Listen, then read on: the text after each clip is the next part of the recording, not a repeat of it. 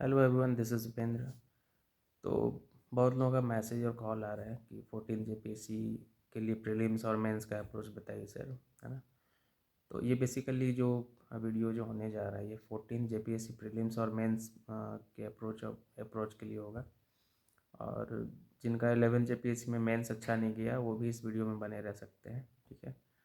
बाकी जो लोग भी वीडियोस देखते हैं मेरा और ये आपसे अगर ये रिलेवेंट नहीं है तो आप इस वीडियो को स्किप कर सकते हैं। अदरवाइज़ जो जेपीएससी के जो कैंडिडेट्स हैं 14 जेपीएससी को जो लेकर के जो लोग सीरियस हैं तो इस वीडियो को देख सकते हैं। और आप अपनी अप्रोच में अगर मेरी बातें आपको कन्विंसिंग लगती है तो you can incorporate my approaches in your study plan. Okay, तो पहले बात करते हैं 14 जेपीएससी प्रीलिम्स की, है ना।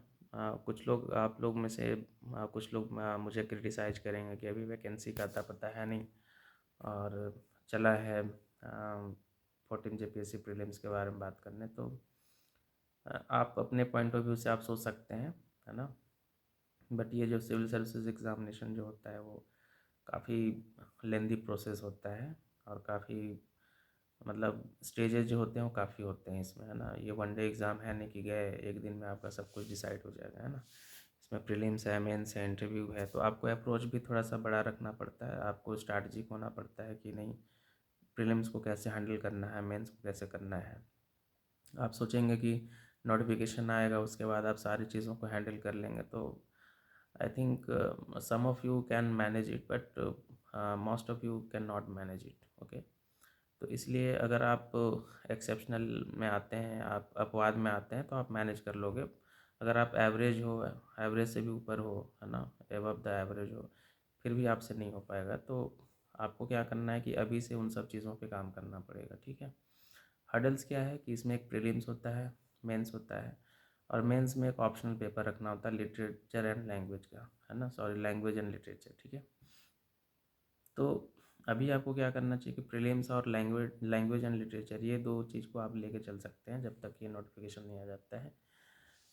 अगर आपका प्रीलिम्स अच्छा नहीं है तो, अगर प्रीलिम्स आपका अच्छा है तो नो डाउट आपको मेंस पे काम करना चाहिए, है ना।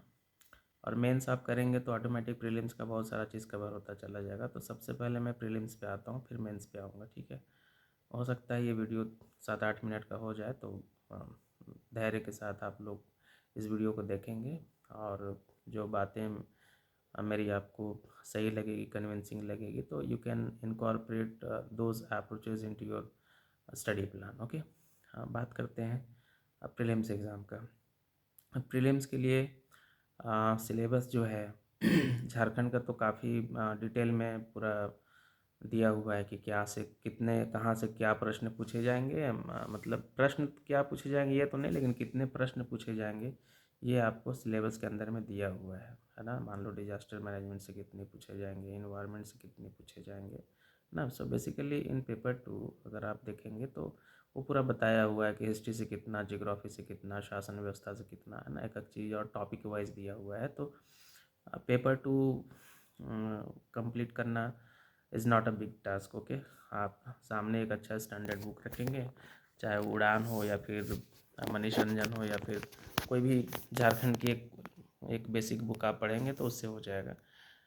मेन जो आता है ना समस्या, वो आता है पेपर 1 पे। प्रीलिम्स का जो पेपर 1 है, पेपर 1 के लिए क्या है कि आपके पास अलग अलग रिसोर्सेज होंगे, है ना, अलग अलग बुक्स होंगे। तो वहाँ पे आपको करना क्या है कि प्रीलिम्स का डिटेल सिलेबस दिया नहीं है, तो उसमें आपको क्या करना है कि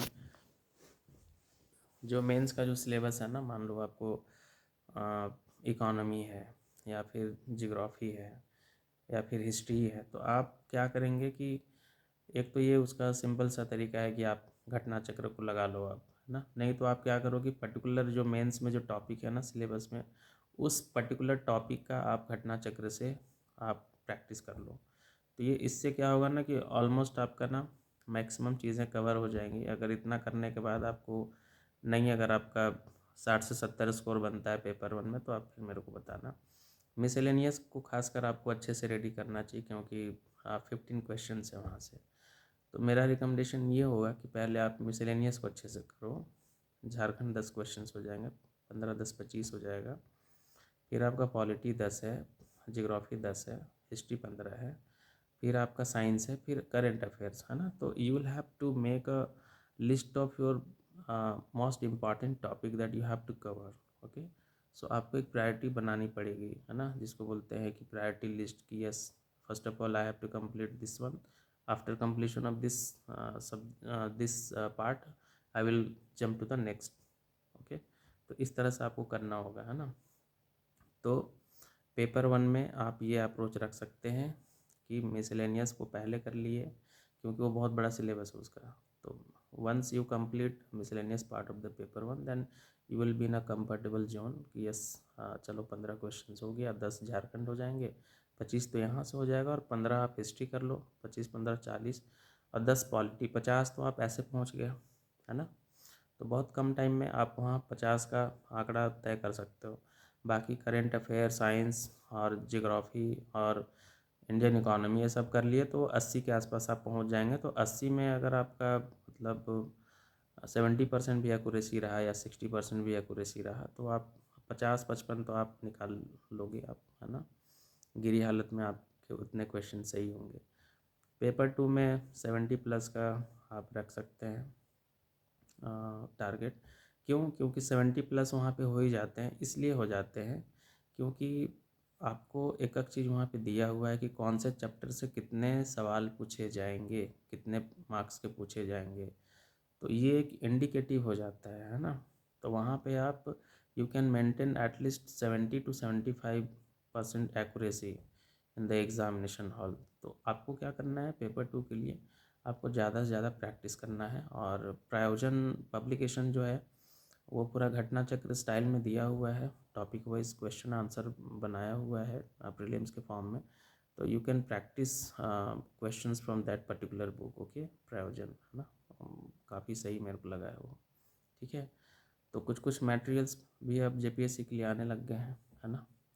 मैं भी मेंस के मटेरियल पे काम कर रहा हूँ कि कितना जल्दी उस पर मैं काम करके मेंस के लिए हिंदी और इंग्लिश मीडियम में कैसे एक अच्छा बेहतर मटेरियल लाया जाए, ताकि आपकी तैयारी को, है ना, एक अच्छा एक मिल पाए। चूँकि मटेरियल को लेकर के बहुत ज़्यादा लोगों में हुआ है ना। मैं मेहनत कर रहा हूँ इस पर, देखता हूँ कब तक सफलता मिल पाती है ना।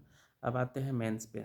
प्रीलिम्स में आप ये अप्रोच लगा के रखना, लगा के आप देखना, आपको निश्चित रूप से बेनिफिट होगा। मेंस में आपको क्या करना है, मेंस में आपको करना क्या है कि अगर आपने इस बार 11 जेपीएससी में मेंस दिया है और आपका अच्छा नहीं गया, तो आप, है ना, ज़्यादा से ज़्यादा आंसर राइटिंग पे ध्यान दो आप, है ना। आप देखो कि कौन सा सब्जेक्ट से क्या क्वेश्चंस पूछे जा रहे हैं, अब क्या पूछे जा सकते हैं, है ना। उस पर आंसर राइटिंग पे आपको अच्छा करना है। जो लोग नए हैं, है ना, जो लोग नए हैं, आप लोग क्या कीजिए कि छोटा छोटा क्वेश्चन आंसर, है ना, सबसे पहले क्वेश्चन आंसर पढ़ना सीखिए, है ना। कहीं भी इंटरनेट पे आपको अवेलेबल हो जाएगा, है ना। छोटा छोटा क्वेश्चन का आंसर पढ़िए कि कैसे लिखा जाता है आंसर, शुरुआत कैसे की जाती है, कैसे उसमें बीच बीच में फिगर्स वगैरह डाले जाते हैं, या फिर मेन बॉडी में क्या लिखा जाता है। सबसे पहले आपको क्या करना चाहिए कि मिनिमम 100 क्वेश्चन आंसर आपको पढ़ लेना चाहिए, है ना। आई थिंक 25 से 30 क्वेश्चंस हर सब्जेक्ट में, 4 जीएस पेपर है, तो आप टारगेट रखो कि 25 से 30 क्वेश्चन एटलीस्ट आपको पढ़ना है। आप क्या करेंगे ना, once you read 100 questions with answer, आपके दिमाग में ना कुछ आना स्टार्ट हो जाएगा कि यस, ऐसा अगर क्वेश्चन पूछता है तो मैं ऐसा लिख सकता हूँ। तो ये प्रैक्टिस आप कीजिए कि कम से कम 100 क्वेश्चन आंसर पढ़ने में कितना ही समय जाएगा, है ना। ये 1 सप्ताह का रूटीन वर्क होगा, आप इसको करेंगे तो आपका हो जाएगा। ठीक है, और न्यूज़पेपर पे आपका विशेष फोकस होना चाहिए, ताकि वहाँ से आपको शब्द मिलते हैं, है ना। अगर आप सिविल सर्विसेज तैयारी कर रहे हैं तो एटलीस्ट आपको आधा घंटा, 45 मिनट या 30 मिनट, अगर आप न्यूज़पेपर आप नहीं भी पढ़ रहे हो तो कम से कम कोई ब्लॉग पढ़ो, कोई आर्टिकल्स पढ़ो, ताकि आपके पास शब्दों की कमी नहीं होनी चाहिए। यह एक लेखन शैली जो बोलते हैं, राइटिंग स्किल, वो आपका, है ना, डे टू डे आपका इम्प्रूव हो, है ना। और एक और जो इसमें जो की है वो है सिलेबस के अकॉर्डिंग आपका नोट्स बना हुआ होना। अगर आप नोट्स नहीं बनाते हो तो कोई पर्टिकुलर बुक में आप मार्किंग करते हो, या फिर वहाँ पे आप कह सकते हो इंडिकेटर यूज़ करते हो कि नहीं ये चीज़ ये टॉपिक मेरा इस पेज में है, तो आप उसको भी कर सकते हो, है ना। लेकिन आपको क्या है कि एक बनाना पड़ेगा, है ना। कितने लोग होते हैं जो लास्ट टाइम में रिवीजन नहीं कर पाते हैं, तो उसके लिए यही है कि आप शॉर्ट नोट्स अभी से बनाना स्टार्ट करो। लाइक मैं एग्जांपल दे रहा हूँ कि गुड गवर्नेंस पढ़ना है आपको पेपर 4 में, या फिर डिजास्टर मैनेजमेंट पढ़ना है। तो गुड गवर्नेंस होता क्या है, इसके कितने आयाम होते हैं, कितने डायमेंशंस होते हैं, इसका इवोल्यूशन कैसे हुआ है, इसके फीचर्स क्या क्या हैं, गवर्नमेंट ऑफ इंडिया ने इसके लिए क्या क्या काम किया है, इसमें अभी चैलेंजेस क्या हैं, बाधाएं क्या हैं, डिफ़िकल्टीज़ क्या है, सरकार इसको एड्रेस करने के लिए क्या कर रही है ना। तो ये सारा चीज़ अगर आप बना लेते हैं ऐसे ही हर चीज़, है ना, मान लो डिजास्टर मैनेजमेंट पे भी आप ऐसे ही बना लो, है ना। तो फिर आपको क्या होगा, हर टॉपिक में आप ऐसा इस तरह से कर लेते हो, तो ये अभी वो टाइम है, this is the time that you can practice all this things, okay. तो अभी आपको ये सब कर लेना चाहिए, है ना। हर एक टॉपिक पे एक्सरसाइज करना, क्या एक्स्ट्रा पॉइंट आपको ऐड ऑन करना है, क्या और उसमें सप्लीमेंट्री तौर पे मटेरियल में और आपको उसमें जोड़ना है ना। ये सारी चीज़ें अभी करने का समय होता है। जब आप प्रीलिम्स दे लोगे तो प्रीलिम्स एग्ज़ाम देना, या फिर बहुत सारे लोगों का ये होता है कि प्रीलिम्स उनका अच्छा भी गया है ना, तो 20 दिन तो अपना कट ऑफ जानने में निकाल लेते हैं। They are not even confident about their performance in the examination कि yes they are going to be selected in the prelims examination, है ना। जबकि वो काफ़ी उन्होंने अच्छा परफॉर्म किया है, 130-135 स्कोर रख कर लिया है, लेकिन फिर भी वो 15 दिन अपना बर्बाद कर देंगे कट ऑफ जानने में। जब तक रिज़ल्ट नहीं आता उनको विश्वास ही नहीं होता है कि उनका हुआ है, ठीक है। तो वो 15 से 20 दिन आप ये मान के चलो कि वो उस समय आपका बर्बाद होगा तो होगा, मैं बता दे रहा हूँ आपको। आप कितना भी परफॉर्म बढ़िया करके आएंगे, आप अपना 20 दिन बर्बाद करेंगे तो करेंगे प्रीलिम्स के बाद, है ना। क्योंकि मार्केट में ऐसे ऐसे र्यूमर्स आएंगे, 140 कट ऑफ जाएगा तो 155 कट ऑफ जाएगा तो 160 जाएगा, और आप अंडर कॉन्फिडेंट फील करने लग जाएंगे, और जब तक रिज़ल्ट नहीं आता है ना, आप मेंस की तैयारी करना स्टार्ट नहीं करते हो, और आपका 25 से 30 दिन निकल चुका होता है ना।